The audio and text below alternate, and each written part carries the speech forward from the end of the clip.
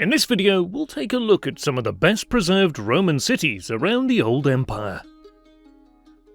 Jerash, Algeria. In northern Algeria, we find this exceptionally well-preserved Roman city. This is Jerash, also known under its antique name Quiquul. The site was first established as a Roman colony during the reign of Emperor Nerva, 96 to 98 AD.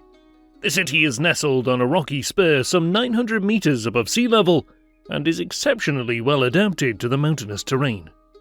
Quiquul has all the classic hallmarks of a small Roman city. It has its own Senate building, baths, basilicas, and temples.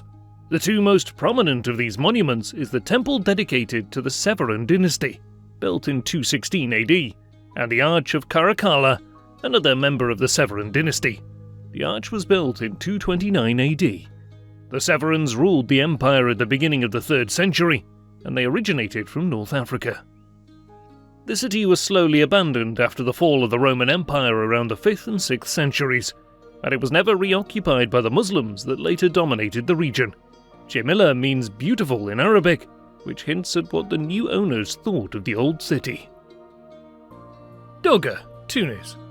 About 350 kilometers to the east, in modern-day Tunis, we find Dougga, the ancient capital of the Numidian kingdom. The city is perched on top of a small hill overlooking a fertile valley below. The site had been inhabited for 6 centuries before the Romans annexed the territory at the end of the Punic Wars. Dougga flourished under Roman rule, but was a relatively unimportant city for the administration of Roman Africa. Despite that, the city possesses a remarkable group of public buildings. Many of them are in relatively good condition. The massive temple that towers over the ruins of Dougga was dedicated to Jupiter, a traditional Roman Capitolium building.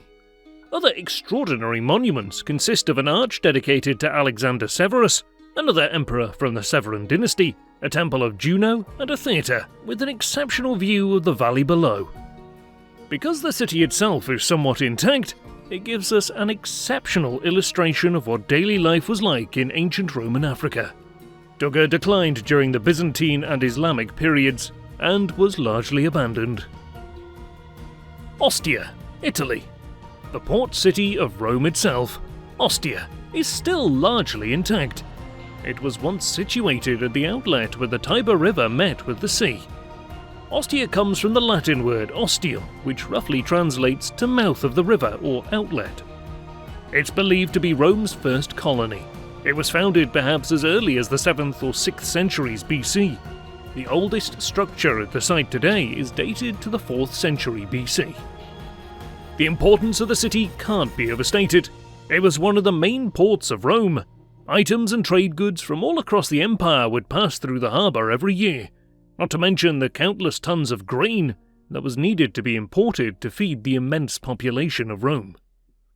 Ostia reached its peak during the 2nd and 3rd centuries AD, when it's speculated that the city had a population of around 100,000 inhabitants. It has some of the best preserved insulae in the world. Insulae were apartment buildings where the ordinary citizens lived. As you walk the streets of Ostia, you can really get a sense of how it would have been to live in a city in antiquity. You find temples, a theatre, and even something as mundane as public toilets. After the fall of the Western Roman Empire, Ostia slowly fell into decay as Rome's population contracted to a fraction of what it was at its height. The city was completely abandoned in the 9th century due to repeated pirate raids. Jerash, Jordan. In the far east of the Roman Empire, in modern-day Jordan, we find this striking Roman city of Jerash.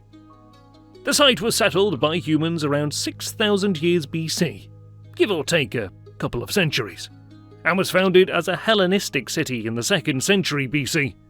The monuments we see today are from the ancient Roman period and late Roman or Byzantine period. Jerash was built on top of a hill, giving the city impressive views over the surrounding low-lying areas.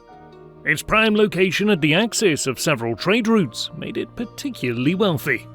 It reached its peak during the 2nd century, when it is estimated that the population was somewhere between 15 and 25,000. Today we can see massive colonnades, temples, city gates, a hippodrome, and much more, all preserved relatively well. Jerash flourished under Roman rule, but was struck multiple blows that led to its downfall. First was the plundering by the Sassanid Persians in the 7th century, and the arrival of the Arabs shortly thereafter. The city was abandoned after a series of earthquakes in the early Middle Ages.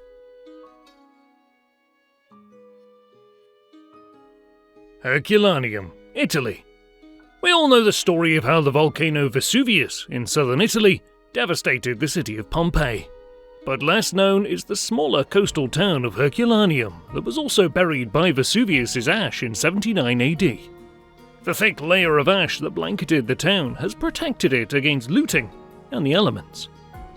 The excavated part of Herculaneum is considerably smaller than that of Pompeii, but it deserves a mention in this video because it has some of the best preserved buildings from the Roman era, and it's better preserved than its more famous neighbour, because Herculaneum was not hit by the stones ejected during Vesuvius's eruption. Because the city was buried so deep under the ash and pumice, it is almost completely intact. Even wood furniture has survived, along with exquisite wall decorations, mosaics and frescoes. A statue with its original paint has been preserved in the ash, which is completely unique. Herculaneum has been instrumental in understanding everyday life in a Roman town. Excavation is ongoing, but attention has shifted to preservation of the already excavated parts of the city. Many public and private buildings, including the Forum complex, are yet to be excavated. Timgad, Algeria. Back in Algeria, we can find this excellent example of Roman town planning.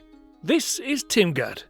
It was founded as a military colony during the reign of Emperor Trajan in 100 AD. Its plan is laid out with great precision and illustrates Roman urban planning at its height by this remarkable grid system, which was adopted by most military colonies. The colony grew rapidly, and new buildings had to be placed outside the city's perimeter. The massive triumphal arch that dominates the landscape today is dedicated to the city's founder, Trajan. Despite the arid landscape, some 14 baths have been identified in the city. Timgad prospered throughout the Roman era, but the city was partially destroyed during the Vandal invasion in the 5th century. It saw a brief revival after the Byzantine reconquest in the 6th century. The Arab invasion brought about the final destruction of the city. Timgad ceased to be inhabited after the 8th century. Leptis Magna, Libya. Right on the coastline in North Africa sits Leptis Magna in modern-day Libya. It's reported to have been one of the most beautiful cities in the empire, and it's not hard to imagine why. The ruins speak for themselves. The site was first colonized by the Phoenicians sometime during the 7th century BC, and was incorporated into the Roman Republic after the Third Punic War, but remained a free city with only minimal Roman control until Emperor Tiberius, when it was formally incorporated into the empire as part of the province of Africa. Situated right on the coastline with a natural harbour, Leptis Magna became a very important trading post, which contributed to its wealth and importance. But the city achieved its greatest prominence when a native of the city became Emperor of Rome, Septimus Severus, who made sure to embellish the city with a number of monuments. The well-preserved four-way arch is, of course, dedicated to the city's great benefactor, Septimus Severus. At its height, Leptis Magna was the third largest city in Roman North Africa. Only Alexandria and Carthage were bigger. With trade decreasing during the crisis of the 3rd century, the city slowly lost its prominence, and it was partially destroyed by the tsunami of 365 AD. It enjoyed a minor renaissance beginning in the reign of the Emperor Theodosius I, but it would never regain its greatness, and was largely abandoned in the mid-7th century. Pompeii, Italy. And of course, what video like this would be complete without mentioning Pompeii, the most famous Roman city, bar Rome itself. Located on the Bay of Naples, Pompeii was founded in the 8th century BC by the Oscans, and with the arrivals of the Greeks around 740 BC, the city began a Hellenistic transformation. It fell under Roman rule around 290 BC. The city was buried under 5 meters of volcanic ash and pumice in the eruption of Mount Vesuvius in 79 AD. where it lay buried and forgotten for about 1600 years.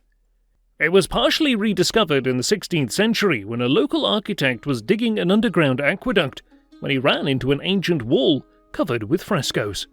Major excavations of Pompeii began in the 18th century. Today, tourists walk the streets of Pompeii, just as they were 2,000 years ago. You can see graffiti on the walls left by some mischievous individual, elaborate frescoes and mosaics, along with all the amenities you would expect in a Roman city: public baths, fountains, latrines, and a particularly well-preserved amphitheatre. Thanks for watching the video. Don't forget to like and subscribe. If you know of any other well-preserved Roman cities, feel free to leave them in the comments below, and we might just do a part 2.